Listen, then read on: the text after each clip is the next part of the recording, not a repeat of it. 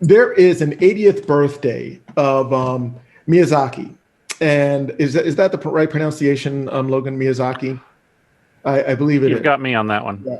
Miyazaki's 80th birthday had just gone by the other day, and he is the I believe the founder of Studio Ghibli, one of the best Japanese animation companies out there. They have so many remarkable products that they've put out there, and I just thought maybe this would be a good opportunity for us to first of all, wish him a happy 80th.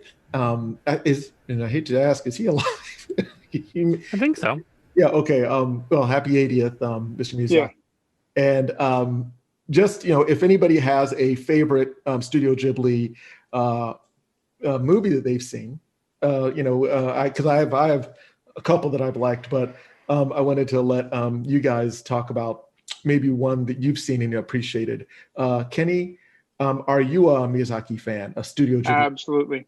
And I'll actually caveat what you said about about Studio Ghibli being one of the best Japanese animation. I think Studio Ghibli is one of the best animation studios in the world, in my opinion. My own personal opinion. That's what we're looking for. Yes. No. But I'm a huge fan. I think he has such a unique way of storytelling, and the way he produces and directs and puts his movies together is amazing. Like the first time I saw Ponyo, which in and of its own right is a great movie, but then you learn that it's his telling of The Little Mermaid, and it changes like the way you think about the movie and what you look at and the things you notice the next time you watch it. So I didn't take that away the first time I watched it. It was something I learned later. But as far as my favorite Miyazaki films, there's probably a tie between two, which is Spirited Away and Howl's Moving Castle. Mm. Awesome. And again, the visuals, just stunning. Spirited Away, Howl's Moving Castle. It's the visuals. I appreciate it. But also you're right, the storytelling, the characters, the heart. And that's one of the things I think his movies have a lot of, is just this heart, this empathy, this humanity that you feel. Logan, good sir, are you a Miyazaki fan, and do you have a Miyazaki film? I have enjoyed the ones that I've seen. I will admit I have not seen very many of them. It just hasn't kind of come up on my list of sit down and kind of what to watch. I would say it's probably between Princess Mononoke and Howl's Moving Castle. I remember specifically being blown away just by kind of the imagery and the visuals in Howl's Moving Castle in particular was just stunning. And yeah, it was a long time ago that I watched them. Easy 10, 15 years, I'd say. But yeah, I mean, it was... I remember liking the movies for their visuals, but I also remember wanting to kind of look a little more, because I feel like one of the things that I'll do when I really do find an anime or a movie in particular, any foreign language adaptation of anything that I love, is I love to watch it subtitled with the original language as well as dubbed, to kind of understand the difference and how things are being translated for an American audience in words, to have a better sense of how it's kind of being portrayed in its native one. You know, it sometimes almost takes that confusion of English portrayal to understand the native one better. And I know that the manga or the book that Howl's Moving Castle was kind of based on is a little bit different and emphasizes different themes than the movie did. And I wanted to kind of go back and kind of dig into it more. Never did, for a variety of reasons, I'm sure. But But yeah, I would say it would probably be between those two. Excellent. Raymond? Well, unfortunately, I perfectly honest, I'm not sure if I even seen. No, no, Kenny, you mentioned something about the Little Mermaid. Now I did see a couple of Hans Christian Andersen animes when I was young. And are you saying that? I'm sorry. What is his name? Ponyo. Miyazaki. Miyazaki. Yeah. Are you saying that Miyazaki was the one who produced these? Or No. He did a movie called Ponyo. oh, Ponyo. Okay. Yeah, and it's essentially his way of telling the Little Mermaid story. Oh, right? okay. Yeah, so that was just his interpretation of it, but I didn't know that the first time I watched it. Yeah. Well, unfortunately, I've been traumatized by anime since when I was a kid. So, basically, not just okay.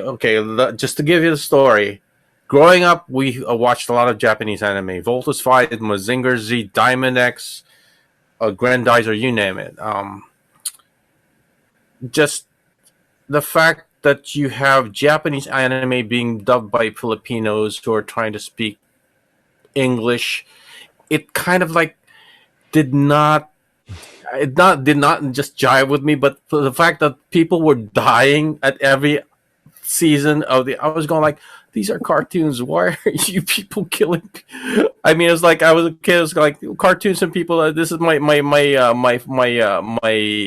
experience with my first experience with death was with anime cartoons. But no, but seriously, I haven't watched anime since I was a kid. I mean, it's like yeah, and mostly just robot stuff, Mazinger Z, Diamond X, and stuff like that. But I've never seen anime when I moved to the States. I've actually seen a couple, but not. I don't watch too much anime. So I'm sorry to say. No. I'll tell you that's valuable because I also think one of my first childhood memories of death was in a Japanese anime series.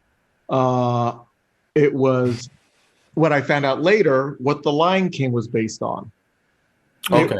It was Simba the white Kimba the white lion. Okay. It was Kimba the white lion, and good old US of A came and said, "Give me that," and they made Simba, the lion cub, aka Lion King, but it was a series, an old series, Kimba the White Lion, and there was not graphic, but it definitely dealt with death. Mm-hmm. And I was probably in the single digits when I saw this, and yeah, you can't really process it. So that is an interesting. And I also would say that in general, genuine Japanese animation, mm-hmm. especially earlier on, dealt with death. Yep, exactly. And when you look at, let's say, for example, the American animation, even in the 80s, it was basically cranked out of Korean animation studios like G.I. Joe, Transformers. That's why they shoot lasers and they hit nothing, because they don't want to talk about death. Everything is just basically jumping out of an airplane while it's exploding. Lots of parachutes and lots of near misses, lots of stormtrooper firing, as Logan and I have made mention of before. But and to back up Logan, my favorite Ghibli film was Princess Mononoke. And the thing that grabbed me about that is one of the things that solidified the difference in cultural perception of death in spirits, and I actually spent some time in Japan, and one of the things that I appreciate their perception of the other world, or the spirits, is that it's not necessarily good or bad. It's just a different plane of existence.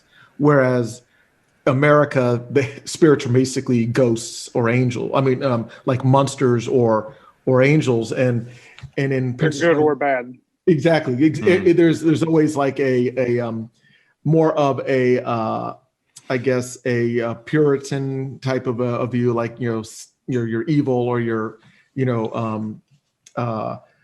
angelic. However, in Princess Mononoke, demons weren't bad. They were just, I guess, kind of like a manifestation of energies and things like that. And anybody who's seen Princess Mononoke knows that there were like wolf demons and wild boar demons and like rebirth demons. So it was not a moral demon. It was more of a just what the function of it is in the universe, and again the animation and the storytelling and a lot of violence, but not for violence sake. I really appreciated Princess Mononoke, and also Akira, but that's not a yeah. And Ninja Scroll. Classic. But okay, I'm Well, you do know that every time you mention something, I'm going to end up starting to watch it. Well, again, that's one of the things I would definitely recommend for all of our viewers and listeners out there in the universe. These are shows that obviously we remember, either recommend and you should not just take our words for it. You should go out and reference it. And what I will do is in the description down below, I will leave links to all of these so you can research them on your own time.